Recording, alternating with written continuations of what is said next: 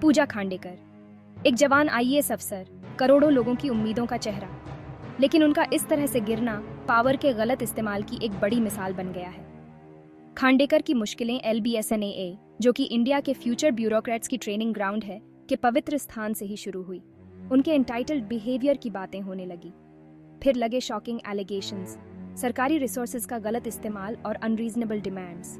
इन इल्जामों का भार इतना ज्यादा था कि देश को ये पूछने पर मजबूर कर दिया, कौन है पूजा खांडेकर और वो इतना गलत कैसे कर सकती है। ये कहानी है उस भरोसे के टूटने की, वो भरोसा जो लोग अपने ऊपर राज करने वालों पर करते हैं। खांडेकर की कहानी एक वार्निंग है, एक याद दिलाता है कि कोई भी कानून से बड़ा नहीं होता। उनके एक्शंस ने गुस्सा भड़काया, एंटाइटलमेंट, अकाउंटेबिलिटी और पब्लिक सर्विस के असली मतलब पर बहस छेड़ दी।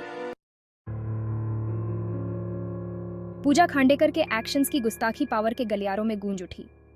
उन पर आरोप है कि उन्होंने गवर्नमेंट व्हीकल का गलत इस्तेमाल किया, उसे बीकन से सजाया, जो कि सिर्फ हाई रैंकिंग ऑफिशियल्स के लिए होता है।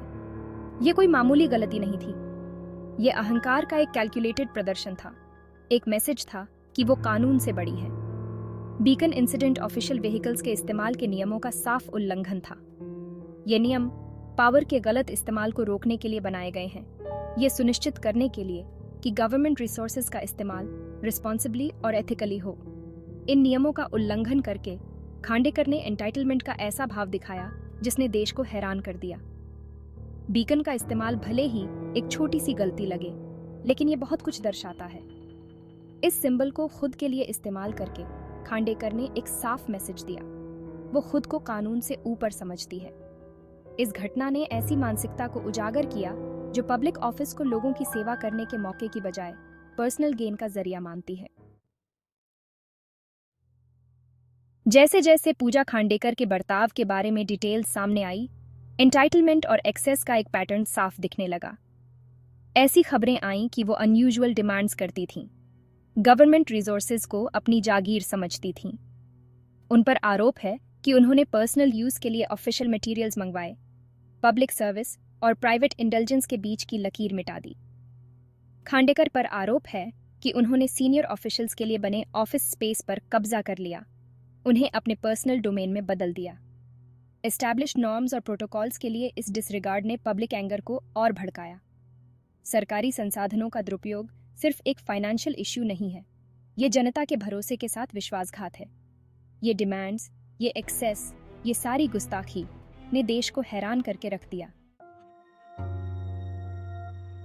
सेक्शन 4, एक पिता का साया, नेपोटिज्म पर सवाल।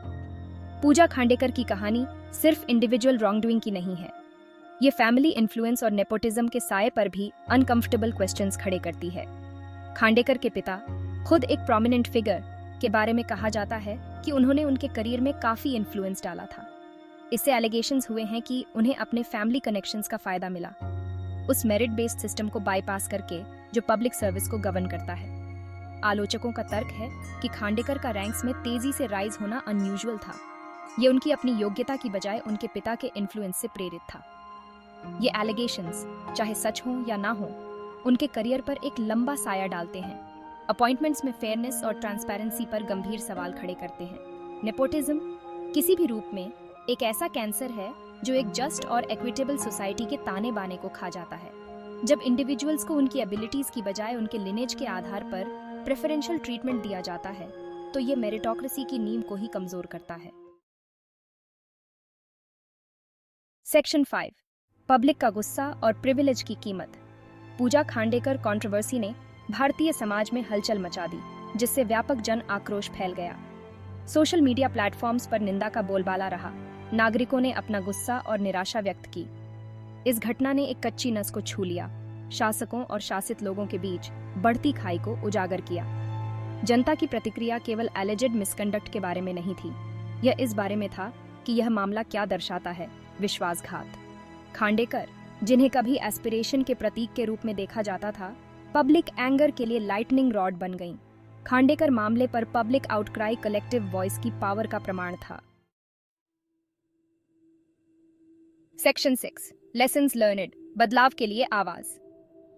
पूजा खांडेकर कंट्रोवर्सी डीपली ट्रबलिंग होते हुए भी भविष्य के लिए बहुमूल्य लेसन्स प्रदान करता है। यह ब्यूरोक्रेसी के भीतर ग्रेटर ट्रांसपेरेंसी और अकाउंटेबिलिटी की जरूरत को रेखांकित करता है। ये इंटेग्रिटी और सर्विस के कल्चर को नर्चरिंग करने के महत्व पर प्रकाश डालता है, जहां पब्लिक गुड के आगे पर्सनल गेन गौण हो जाता है। यह घटना रिफॉर्म के लिए कैटलिस्ट का काम करे। आचरण के लिए स्पष्ट दिशा निर्देश, विशेष रूप से प्रोबेशनरी ऑफिसर्स के लिए महत्वपूर्ण है। मिसकंडक्ट की रिपोर्टिंग के लिए मैकेनिज्म्स को मजबूत किया जाना चाहिए, यह सुनिश्चित करते हुए कि विसल ब्लोअर्स की रक्षा की जाए।